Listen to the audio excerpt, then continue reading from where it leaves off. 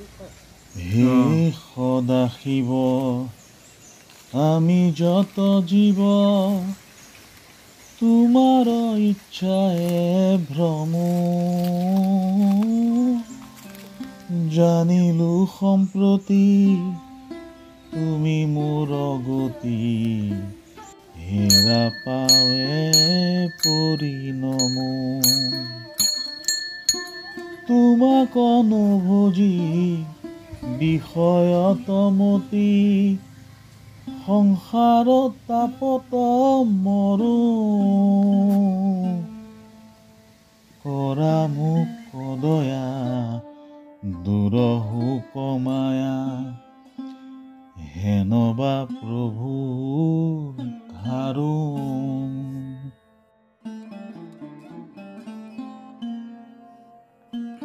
মহাপুৰুষ শ্ৰীমন্ত শংকৰদেৱ গুৰুজনাই ভাগৱতৰ একাদশ স্কন্ধৰ পঞ্চদশ অধ্যায়ত নিমি নৱসিদ্ধ সম্বাদত এইদৰে উল্লেখ কৰিছে।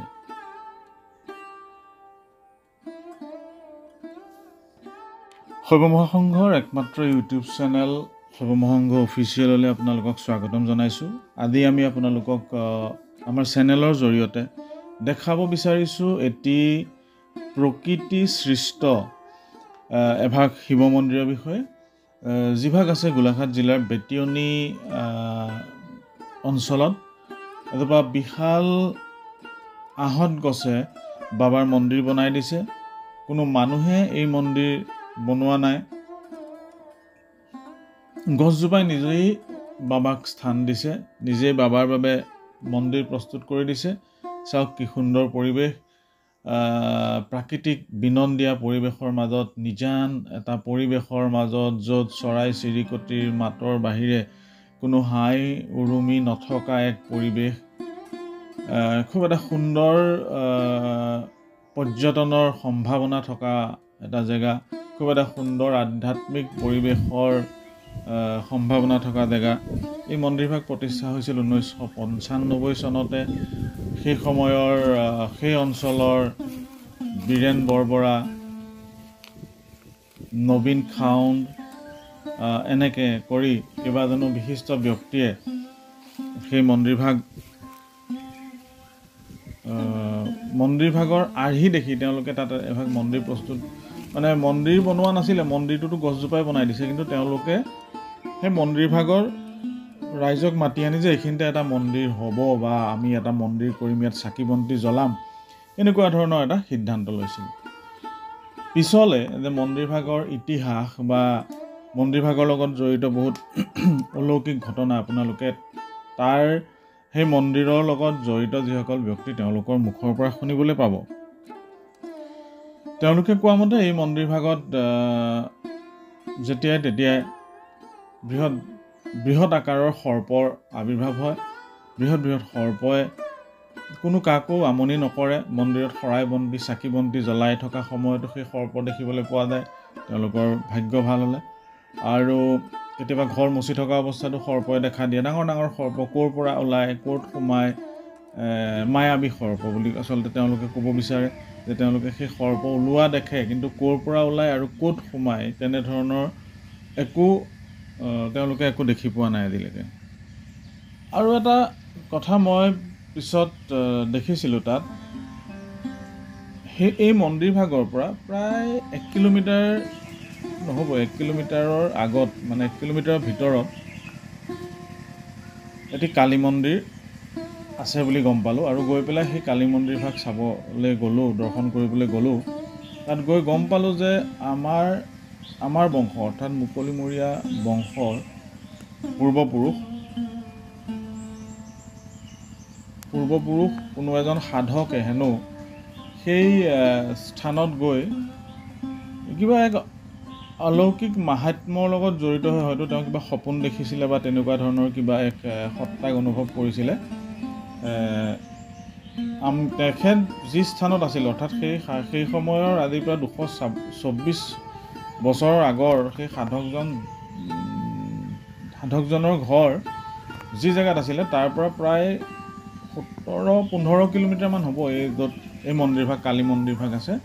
তো তেওঁ তালৈ গৈছিলে আৰু গৈ পেলাই তাত 4টা খুঁটি পুতি পেলাই ৰাইজক কৈছিলে যে ইয়াত মা আছে আৰু ইয়াত মাৰ মন্দিৰ হ'ব। সেইধৰণে তাত সেই মন্দিৰভাগ প্ৰতিষ্ঠা হৈছিলে। আৰু সেই কালী মন্দিৰ ভাগৰ প্ৰতিষ্ঠা হৈছিল 224 বছৰ আগতে, অৰ্থাৎ 1800 চনত তাত ফলকত লিখা আছে। 1800 চনত সেই সাধকজনে, বিশেষ সাধকজনে সেই কালী মন্দিৰভাগ প্ৰতিষ্ঠা কৰিছিল। আৰু খুব জয়াল মন্দিৰ, সকলোৱে কৈছিলে সেই কালী মন্দিৰভাগৰ লগতো বহুত কিবা কিবি অলৌকিক মাহাত্ম্য জড়িত হৈ আছে। আৰু সেই মন্দিৰ ভাগ হোৱাৰ পিছত, সেই কালী মন্দিৰ ভাগ হোৱাৰ পিছত বাবায়েও নিজৰ স্থান তাত বনাই লৈছিল। অৰ্থাৎ আপোনালোকে সকলোৱে জানেই যে মা যেতিয়া থাকিব তাত বাবাও থাকিব, মা অকলে নাথাকে। গতিকে মা তাত, কালী মা তাত প্ৰতিষ্ঠা হোৱাৰ পিছত মায়ে বাবাৰ কাৰণে তাত যেন প্ৰকৃতিয়ে গছ মানে প্ৰকৃতিয়ে বাবাৰ কাৰণে যেন এটা মন্দিৰ বনাই দিছিল। এই ধৰণৰ বস্তুবোৰ ঠিক তেনেকুৱা ধৰণৰ। মানে এইবিলাক আচলতে মই আগতেও কৈছোঁ যে মানিলে ধান, নামানিলে পতান। যি বিশ্বাস কৰে সিহে পাব, যি বিশ্বাস নকৰে তাৰ কাৰণে এইবিলাক কাৰ্টুনৰ নিচিনা। গতিকে আমি মানুহ, আমি বিশ্বাস কৰোঁ এনেকৈ। আপোনালোকে ইতিমধ্যে দেখিবলৈ পাইছে এক সুন্দৰ বাতাবৰণৰ মাজতে এই মন্দিৰভাগ প্ৰতিষ্ঠিত হৈ আছে। আমিও চেষ্টা কৰিম অনাগত দিনত এই মন্দিৰভাগক অধিক আগুৱাই নিবৰ বাবে কিবা কাৰ্যসূচী শৈৱ মহাসংঘৰ তৰফৰ পৰা কিবা কাৰ্যসূচী ল'ব পাৰি নেকি, সেই বিষয়ে আমি চিন্তা চৰ্চা কৰিম। তাৰ স্থানীয় ব্যক্তিসকলে অশেষ কষ্ট কৰিছে আৰু তেওঁলোকৰ উদ্যোগত বা তৎপৰতাত এই মন্দিৰভাগে এটা মাত্ৰা পাইছে। মন্দিৰৰ চাৰিবেৰটো যথেষ্ট ডাঙৰ, আপোনালোকক দেখুৱাইছোঁ। মন্দিৰৰ চাৰিওবেৰ সাঁচি পুলি লগাই থৈছে। অন্যান্য বিবিধ ভোমোৰা, অৰ্জুন, আম, নাহৰ, বৰগছৰ পুলি এটা উঠিছে। বিভিন্ন ধৰণৰ গছ গছনিয়ে জাতিষ্কাৰ হৈ আছে এই পৰিৱেশ খুব সুন্দৰভাৱে। গতিকে সুবিধা পালে আপোনালোক কেতিয়াবা আহিব এই মন্দিৰভাগ সেৱা এভাগ ল'বলৈ। বৰ জাগ্ৰত পৰিৱেশ। এয়া আমাৰ বীৰেন বৰবৰা ডাঙৰীয়া, তেখেতৰ পৰা শুনোৱা হওক আৰু তেখেতৰ পৰিয়ালৰ সদস্যসকলে আমাক জনাব। সেইটো বনাইছিলে, তাৰপৰা 1945 চনৰ পৰা আৰম্ভ। তাৰপাছত এই 1919 চনৰ পৰা বৰ্তমান চলি আছে। আগত হোৱাবোৰ বাদ। মই দেখা অৱস্থাত এই থানভাগ আমাৰ শ্ৰী বৰবৰা, বীৰেন বৰবৰাই আগবাঢ়িছিলে। তেতিয়াৰ পৰা আজি পৰিমিত চাকি বন্তি সকলো জ্বলাই তেখেতে চলাই আছে। কিন্তু এতিয়া এই অৱস্থাত দেহা বেয়া হ'লে যাব নোৱাৰে। তাৰ অবিহনে মই চাকি বন্তি জ্বলাই চলাইছোঁ। আৰু আগত আজি প্ৰায় 22 চনমানতে সৰ্পই তেখেতে মচি থাকে, সৰ্প অহা যোৱা কৰি থাকে আৰু আমিও মাজে মাজে গৈ চাই থাকোঁগৈ। সেই থানৰ মন্দিৰ ভাগৰ ভিতৰত গছৰ গুৰিৰ ওচৰত, শিৱৰ ওচৰত ইফালে সিফালে কেইবাজনো আমি ডিম দেখিবলৈ পাওঁ। কিন্তু আমি নচোঁ, আমাৰ ভয়ো নালাগে। আমাৰ বাৰীলৈও আহে, আমাৰ পুখুৰীলৈও আহে। তেখেতক দেখিলে তেখেতে মেৰ পাতি শুই থাকে, আমি সেৱা কৰি আঁতৰি যাওঁ, ৰাস্তাটো পাওঁ। আৰু এতিয়া অকণমান নতুনকৈ পৰিৱৰ্তন কৰিছে। হয়, মই কাকতি গাঁৱৰ বিতনী কাকতি গাঁৱৰ ধন বৰবৰা ল'ৰা। আৰু আমাৰ এইখিনিতে আমাৰ মানে এই জমিনৰ ভিতৰত এখন থান এভাগ আছে। থানভাগ আজি 1995 চনতে প্ৰতিষ্ঠা হৈছিলে। প্ৰতিষ্ঠাপক হিচাপে 3জন আছিলে। আমাৰ বীৰেন বৰবৰা, আমাৰ দেউতা ধন বৰবৰা আৰু এজন এই গাঁৱৰে নবীন খাউন বুলি 3জন মানুহে এই থানভাগ প্ৰতিষ্ঠা কৰিছিলে। এই প্ৰতিষ্ঠাপক হোৱাৰ পৰা প্ৰায় 4-5 বছৰমান থানভাগ সুন্দৰভাৱে চলি গ'ল। তাৰপিছত আজি কেইবা বছৰো 1919 চনলৈকে মানে থানভাগ জৰাজীৰ্ণ হিচাপে থাকি গৈছিলে। আমি কেতিয়াবা সেই মন্দিৰ ভাগ মানে বাঁহেৰে তৈয়াৰ কৰি পেলাই কিবা কৰিছিলোঁ। চাকি এগছ জ্বলাবলৈ বহুতৰ মানুহ আহে, কিছুমান অভাৱ হৈছিলে, মানে পানী পৰা জেগা এনেকুৱা হৈছিলে। তাৰপিছত আমি ল'ৰাখিনি মিলি পেলাই আমাৰ গাঁৱৰ কোচগাঁৱৰ মানুহ কিছুমান আহিছিলে, আহি পেলাই আমি ভেটিটো স্থাপন কৰি ধুনীয়াকৈ সুন্দৰভাৱে মানে বাঁহৰে এটা ঘৰ তৈয়াৰ কৰি পেলাই এই মন্দিৰ টাইপৰ কৰিছিলোঁ। তাৰপৰা আজি এই চনত 2023 চনত আমি সুন্দৰভাৱে পকা খুঁটা দি পেলাই থানভাগ থান ৰূপত মানে উপনীত কৰিছোঁহি।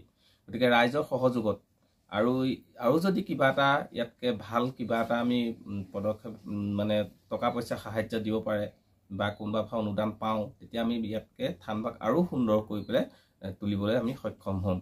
এতিয়া আমাৰ বৰ্তা দেউতাই যেনেকেই নহওক চাকি গছ জ্বলাবলৈ বা ৰাইজে আহি পেলাই মূৰ দোৱাবলৈকে তাত এটা ধুনীয়া মানে জেগা পাইছে।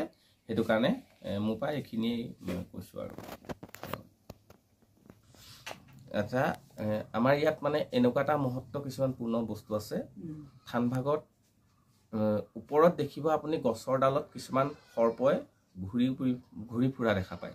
আমাৰ বৰ্তাই থানভাগ যেতিয়া মুচি থাকে তেতিয়া ছাইডৰ কাষত সাপটো এনেকৈ চাই থাকে। তাৰ পৰা প্ৰসাদ দি থাকোঁতে এবাৰ এঘৰ মানুহে প্ৰসাদ শৰাই দিছিলে। শৰাই দিওঁতে সেই প্ৰসাদ খাই থাকোঁতেই তেওঁ ওলাই পেলাই মানুহৰ বেকেদি এনেকৈ পাৰ হৈ পেলাই মস্ত মোচৰা গুম এটা পাৰ হৈ পেলাই ওলাই গৈছে। তেতিয়া মানুহখিনিয়ে ভয়ত আতংকিত হৈছে। তেতিয়া বৰ্তাই কৈছে, ভয় নকৰিবি, কাৰণ এয়া মোক সদায় দেখি থাকে, মই হাত মোহাৰি থাকিলে ওপৰেদিয়ে পাৰ হৈ গুচি যায়। তেনেকুৱা কিছুমান সাপৰ মানে পোৱালি গোটেই বগাই কৰি ফুৰে গোটেইখিনি, কিন্তু দুটা আছে বহুত ডাঙৰ ডাঙৰ সাপ। এই দুটা মানে ইয়াতে থাকেই, তাৰ ছাইডত গাঁত আছে, সেই গাঁতত তেওঁলোকে তাত আশ্ৰয় হিচাপে থাকি লয়।